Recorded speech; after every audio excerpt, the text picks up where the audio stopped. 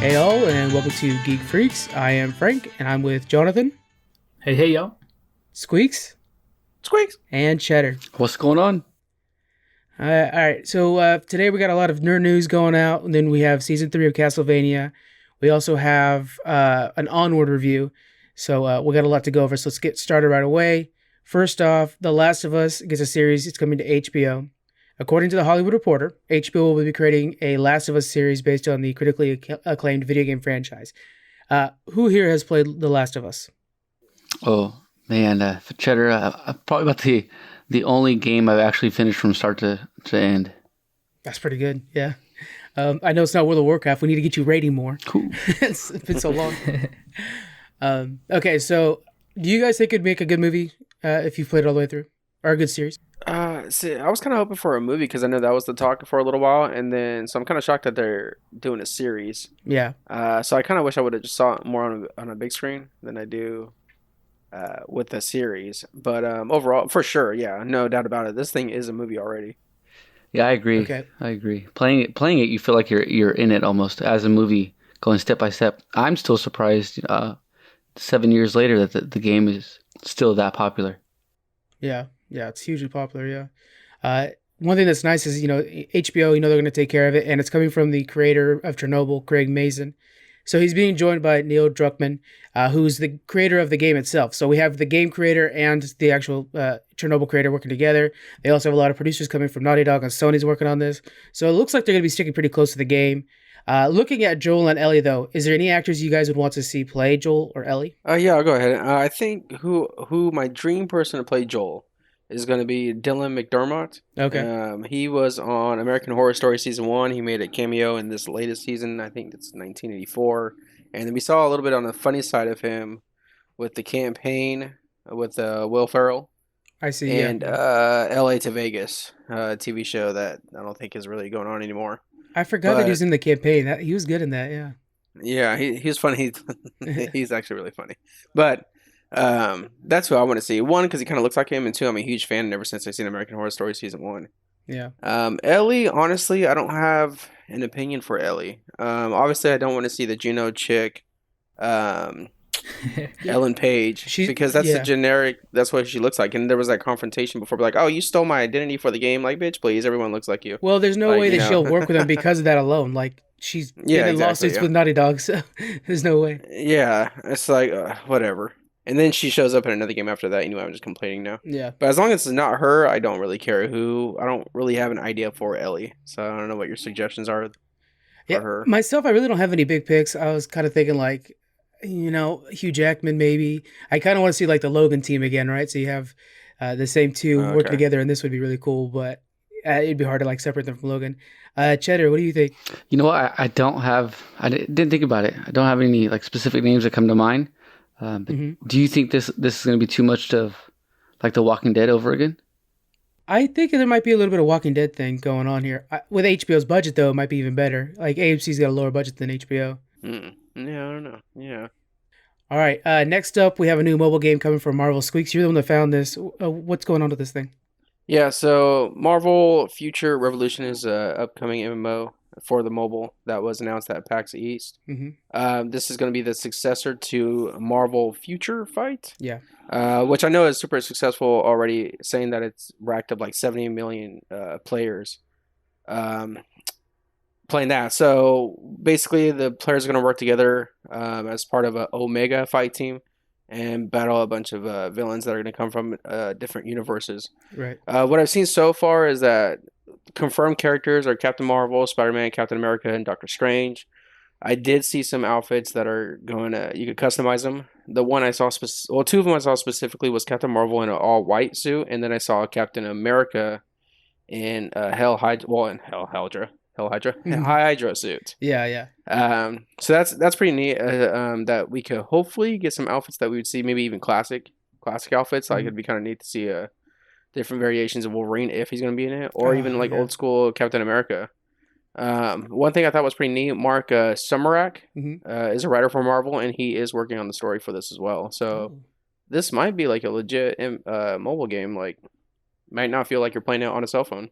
I had heard that they're going to try to make sure, while is made by the same team that did Future Fight.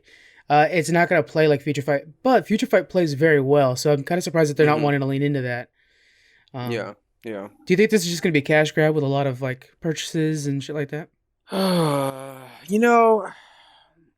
Why not? I don't think a lot. But I do see it because every mobile game has it, especially if this is free. Now, if this is a mobile game that costs $5, then I don't see as much. Yeah.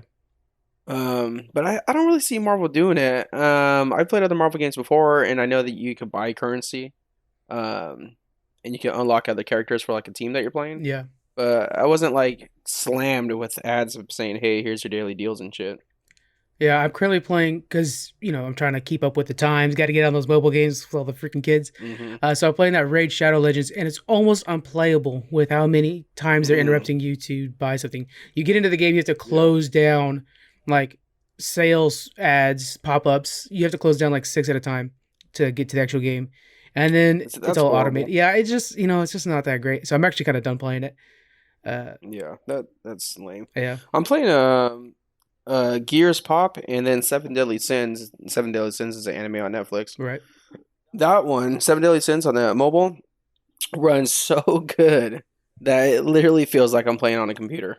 Like the graphics, the fighting, you're like, what the hell? Like this needs to be every mobile game. That's like Future Fight, Marvel Future Fight. I played a little bit of that here and there, and I mean, you just feel like this is the old school smash 'em ups, like when you used to play like those old ones that are like just like a fun game, like the old Lord of the Rings games, or whatever. It feels like that, and just man, this is a blast to play. I hate as soon as you hit like anything that asks me for money, but that game is fully free, so it is justified. Nice. So I'm hoping it's the same team, this Netmarble that's doing it, so hopefully they do well. The same. Yeah, for sure. All right, move on to the next subject here. We have the new Batmobile images released. Director Matt Reeves has released new photos of the Batmobile from 2021's The Batman. It's reminiscent of the early comics and the fact that it's like a sports car, kind of muscle car look. We haven't seen much gadgets, but we do know that it has a jet engine on the back, which again is old school. Is there anything about the car when you're looking at it that you guys see of note that is pretty interesting? On the back, the frame around the engine, it has like a roll cage, like you see in a buggy or a big truck or something like that. So that's pretty cool that they designed it pretty much able to roll or be crushed and not stop running. Yeah. What do you think there's, Cheddar? Looking at it, when I first saw it, to me, it looked like an old school muscle car. I mean, it didn't look, almost for a minute, it didn't look like the Batmobile.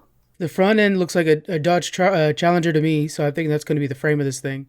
But it definitely has like a lot of fiberglass work on the back there to make that cool, Batmobile effect where it's got the what is that called on the back there? The fenders. The fenders on the back, the way they're wider and then they're up higher. So that looks pretty cool. And then I was looking at the rails that are on the hood. I was talking to Jonathan about this. And they run down the entire hood and then they tuck underneath the bumpers. So I almost think that they're going to be some sort of either ejection system or, I mean, in a dream world, some sort of Gatling gun rails. I think that, or they could just be for like protection when the car crashes. But I don't know, man. There's something about those, I think those are bracing. I think this thing was made to be like, what are those derbies where they just crash into each other? Demolition Derby. Demolition Derby. I think that's what this is made to do. Is it doesn't have the cannons to shoot through the walls. It's gonna break through the wall. It's got the muscle to just go with the power to just ram through brick walls when it needs to, kind of thing. I like that idea and the fact that it doesn't look like a tank and it could still do that. If that's the case, you know what I'm saying? Because look, the Batmobiles of the last two movies are great, but they're not Batmobiles. They're tanks. So this one's back to the car look. That'd be cool if it could still do that. This reminds me a lot of Punisher, and I'm hoping we get to see that he actually designed this in his, garage. Though he's a billionaire and stuff, he's not an engineer, I don't know, to some extent. Yeah. So it'd be cool to see that he's trying to figure out how to make this thing strong enough to, fight the mobs on the streets. Yeah. Well, kind of like what John was saying, making it his own. So everything we've seen with Batman almost looks like he's made it his own. If you saw his costume, his mask almost has that stitching on it. Mm-hmm. So I don't really have a specific gadget I want to see on the Batmobile. But I do want to see something that's not the best because he had to make it himself, Yeah, so I'm thinking like a 90s Batman. He used to have that thing where he used to be able to attach the light posts to turn faster. So if he had some like janky system version of that, it'd be really great. Yeah. Yeah, I mean, we've seen like guns popping up in the front of the hood. We've seen spikes, whatever, in the back that shit out. But it would be cool to see something different. But it would be cool to see something not perfect yet. Yeah. Yeah. From the rear view window, you can kind of see that he has like a small nav system. But other than that, you don't see a lot of gadgets or a lot of instrumentation on the dashboard. So that leads me to think like this might just be an awesome car, which I'm totally cool with that. That actually sounds like it'd be really fun. Do you think with the new car, the new suit, that it's pulling away from what we know as Batman, or do you think it's going to make it better? I think it's going to be year one Batman. I think this is going to be, I've got a lot of money and I like engineering. Let me see what I can make. I know it's not going to be Ben Affleck who has every tool and toy in the shop. So I think he's going to be just trying shit out. Yeah, I agree with that because if they... Okay, look, so we've had different Batmans throughout the past, but we need... Who is playing Batman for the next how many every year? It's kind of like Marvel, because we need to build this DC universe and have more Justice League movies and add more characters to it. So if they're going with year one Batman, it'd be nice to see it kind of from the beginning, but then like, hey, Batman 2, let's speed things up a little bit and get him to catch up. Yeah. So we need a different Batman because we've seen a few already, and it's kind of getting annoying where we're just seeing multiple Batmans. Have you guys seen the deep fake that Jonathan had brought to our attention? I did. So, in case you guys didn't know, there's a deep fake out there of Robert Pattinson in the spot where Christian Bale's getting the suit for the first time from Fox, and there's some mistakes, but overall it's pretty cool. I did like it. It looks good. Okay, so let's look into the next thing here. This is a pretty insane story. Okay, when I first saw it, I was like, let me delve into this thing. Let me see what's going on here.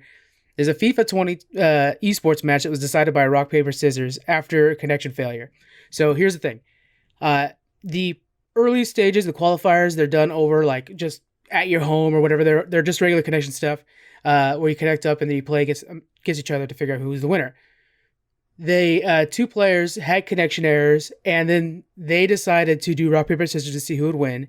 And right afterwards went to Twitter to complain. So it's between Hassan Ecker and Sean Galea. They were the two players.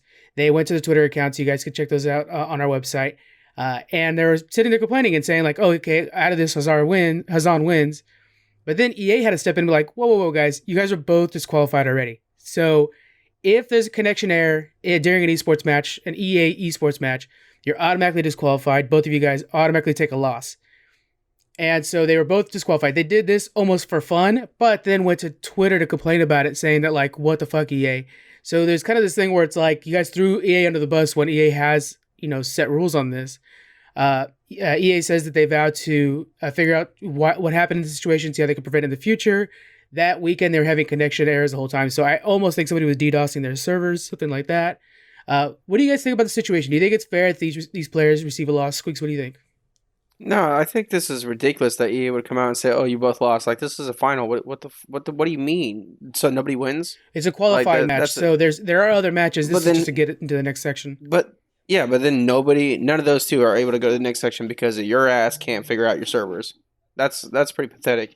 And I mean, the rock paper scissors thing. I mean, that's funny, whatever. But it's also this whole thing's a slap in the face. You have the biggest sports game, one of the biggest. Obviously, I think it is actually the biggest, in the world.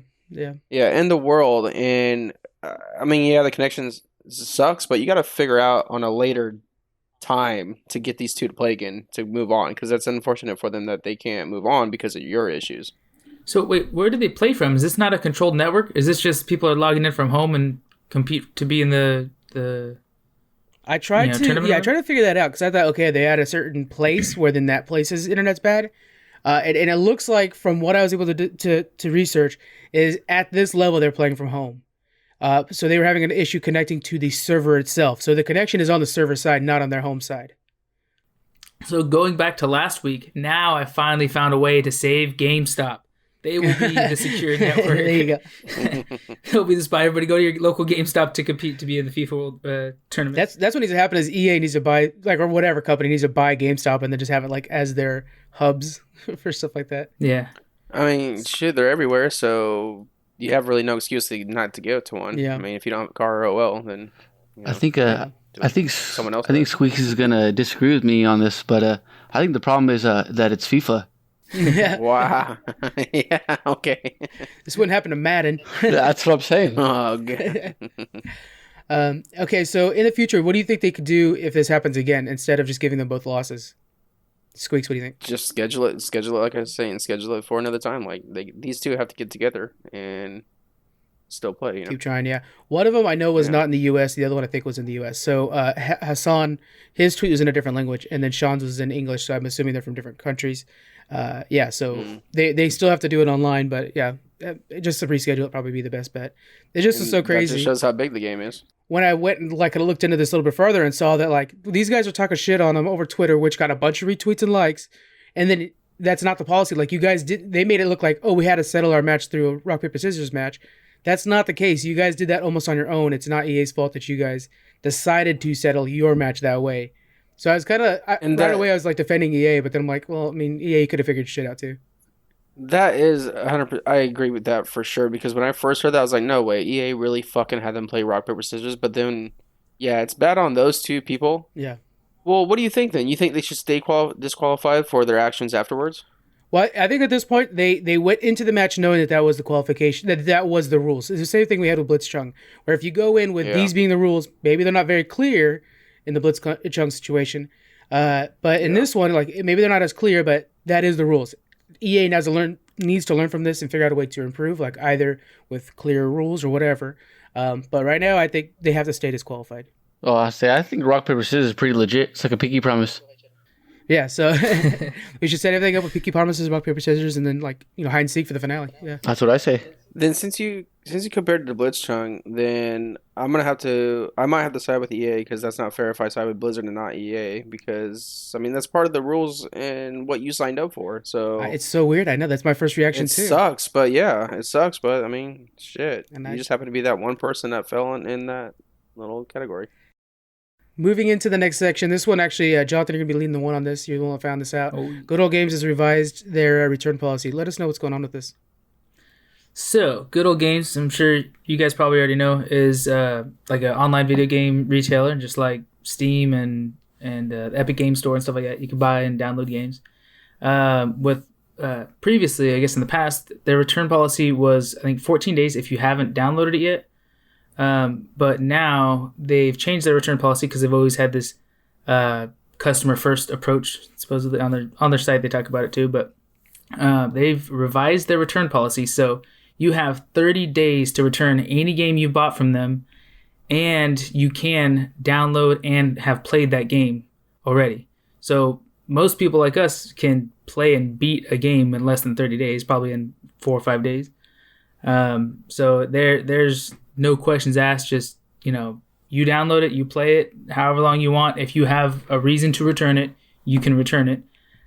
So this already has developers kind of upset because they don't want returns. They don't want people, taking their money back and putting it back in their pocket. So it's kind of controversial. Of course, the gamers love it because they're like, cool, I can play any game.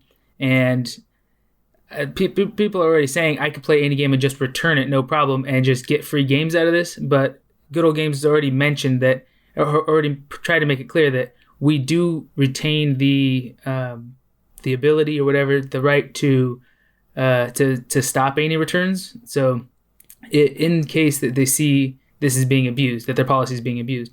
So I believe the reason they're doing this is to make it to where gamers aren't afraid to try new games. If you see a game that looks interesting, but it's not worth your $50 because you don't like to play that kind of game or whatever, it gives you the chance to just try it out. Play it. If you realize like, oh, you know what, this is a lot better than the other version that looked like it or something like that. This just plays better for me. Then cool. You own a game. You were able to take that leap without being too afraid.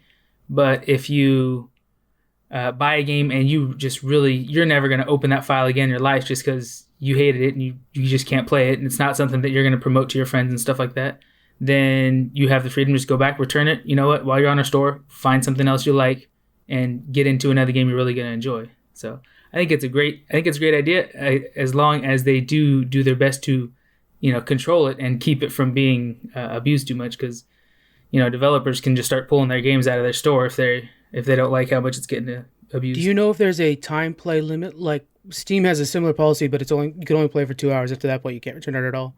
Is there anything like that in place for this? I don't think so. At least they haven't mentioned it. I know they left it open ended to where they can cancel any returns they want, but they pretty much have it open ended right now. I think it'd be easy to keep track of these people. So if you bought three games and you return 3 games back to back, I think it's pretty clear that we know what you're doing. Yeah. Yeah. Yeah. It's kind of one of those things where, man, if it works out, then that's fantastic. Because there's been plenty of times where certain games for 2 hours you don't quite get into it. A good example for this is Conan Exiles. 2 hours into the game, you're not really into the game yet, and so it takes a bit. And then when you're ready to return it because you realize that the game wasn't developed correctly, and you want to return it, you're like, well, shit, yeah, it takes 5 hours before you realize that, though, just because of how the way the game is designed. And, yeah, it kind of feels unfair almost, but yeah, I did get 5 hours out of it, So something like this, I could see that being beneficial, that you're able to return it. But as a game, if you were a game developer, oh man, there's no way I'd let my thing be a GOG anymore. Like, that just seems crazy to me. I'd probably pull it right away. Yeah. It'd be good for indie developers that are just trying to get their name out there a little bit, but yeah, for the big guys, it's just probably more liability than they're worth taking. Yeah. There's not enough money in it for a lot of these games to come out. Like, if you're somebody like Call of Duty where you have enough of a staple fan base, stuff like that, where you're like, they'll come and buy it, so we don't have to worry about that. But if you're a new game just trying something out, you really can't chance it. You really need every dime you can get. Like, Anthem's a good example of this. Anthem was new and it put a ton of money into it, bombed so hard that they end up losing out on their money that they put into this thing, and that's a 7-year project sometimes. So they can't chance somebody just buying the game and returning it. I think if a game like that would have been returned 100 times over compared to other games, they would have lost so much more money in that case. Yeah, shoot. Yeah. So I also noticed, I compared a lot of their games to the Steam store, and I noticed they are a little bit more expensive. Any of the games that I was trying to find, on Steam, they were probably 10% cheaper. Yeah. So I think that's just, I don't know, that's the cost of doing business. If you do want to be able to buy a game with that safety net, you're going to pay a few extra dollars, but, it's just another way to get people into their site, I think. Yeah, I know GOG's been really good about getting you kind of like old school games too that are hard to receive anywhere else, stuff like that. They have, and they give you like the rights to the games a lot of times, when other people don't give you the rights to the games 100%. Like, you still own it through Steam or something like that. So, so there's a little bit of like behind the scenes stuff that kind of I'm not sure what their portion is to developers too, where like EA's giving, I'm sorry, not Epic Game Store gives more to the developers than Valve does through Steam. So there's also that. But yeah, sometimes I hear really good deals. I have a couple of games on GOG just because I'll have a friend text me like, hey man, original, Warcraft's on GOG right now for heck of cheap, pick it up. So then I'll, go over there and grab it or whatever. Stuff like that. Yeah. All right. Let's move to the next thing. An episode where Daniel's not here. We're going to be talking about Death Stranding. It's coming to PC, so I'm going to actually play it now. Death Stranding is headed to PC on June 2nd for Epic Game Store and Steam. This will include the crossover with Half-Life as well, which means it'll have the head crab hat, the Alex gloves, and the Valve logo on the back of his head, which looks amazing. I don't know if you guys remember the old Valve logo that would like be the bald guy with an actual like faucet valve on the back of his head. You can now have that valve on the back of Norman Reedus' head, basically, and Death Stranding, so it's pretty cool. Kojima and 505 Games announced this release with some additional features, including photo mode, ultra-wide support, and higher frame rates, because nowadays PCs get out to PS4 pretty quick. And if you pre-order this, you get a ton of digital swag, including the HD wallpapers. What do you guys think about this? Do you think that that this is going to play better on a PC than on the PlayStation? Have you guys played Death Stranding? I haven't. No, so I'm waiting for PC, and like this is a day one for me. I got to see what all the fuss is about with this game. I think there is. I'm looking past the whole everybody talking shit. It's just a delivery simulator. Okay, I don't care because there's so many different characters that we see in this game. There's a story to this game, and I really want to know what the story is like. So, 100% day one.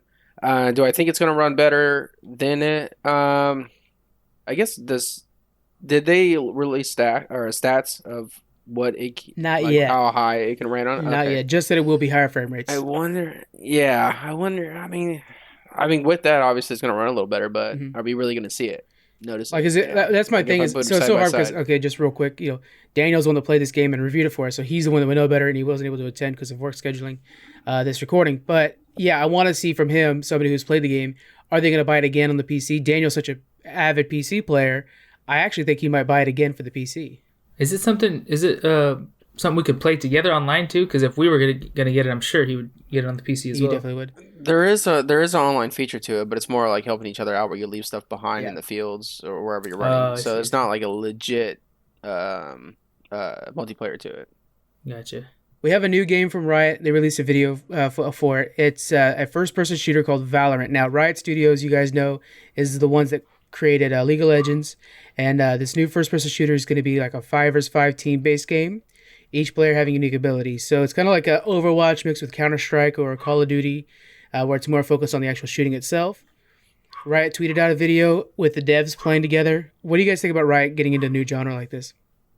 I think it's pretty awesome because you never know how big you can be until you do venture out there. So I know, say once upon a time, okay, for this one example, this is a small one. So we did a tweet about our old childhood games. So I did Dino Crisis. So I played 1, and Dino Crisis 2, my favorite, and then number 3 went to In Space. So it's cool that you're going out there and doing something different. That's on a small scale. Now, if you take it to like Blizzard. It used to be just World of Warcraft, and now we have StarCraft, and now the latest one was the Overwatch. So you never know what's going to be amazing until you do it. If it flops, it flops. If it doesn't, then your brand just gets bigger. So you got to take chances. This game basically just looks like Black Ops 4. Black Ops 4. Yeah, Like, kinda like it's a that, person yeah. that shoots and you have a power. Yeah. So do I think it's going to do great? I think it will, actually, because there's a want for that, but...